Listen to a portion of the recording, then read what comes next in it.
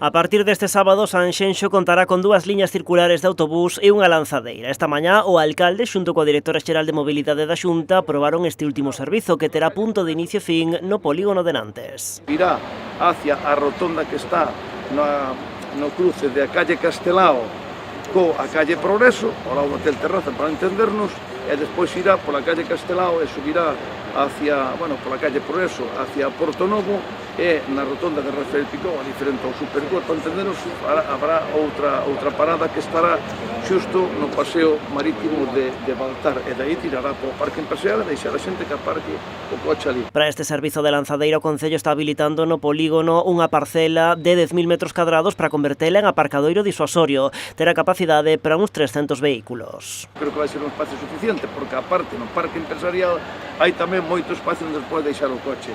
Desde o parque empresarial, a zona esta está ao lado da súa estación de Fenosa que temos ali. Ao mesmo tempo tamén se porán en marcha 2 liñas circulares, unha polo interior do Concello e outra pola costa, que percorrerán as parroquias de Adina, Nantes, Noalla, Vilalonga e Padriñán. Terán saída na igrexa de Sanxenxo e en conxunto un total de 58 paradas. Unha línea circular que vai a percorrer desde o Novo Tempo de Sanxenxo, dirección a Lanzada por Vilalonga, e verás despois hacia Montalvo, hacia Porto Novo, e volverá a parar no Novo Tempo de Sanxenxo, e media hora máis tarde saldrá do mesmo sitio outra liña, pero dirección contraria, que vai hacia Porto Novo pola Lanzada e ven por Villalonga para aquí. O servizo estará disponible ata o 8 de setembro co obxectivo de reducir o uso do coche particular nos meses de verán. Dentro das políticas de mobilidade da Xunta de Galicia, en busca da mobilidade máis sostible e respetuosa co medio ambiente, pois buscamos reducir o uso do transporte do vehículo privado en favor do transporte público, con iniciativas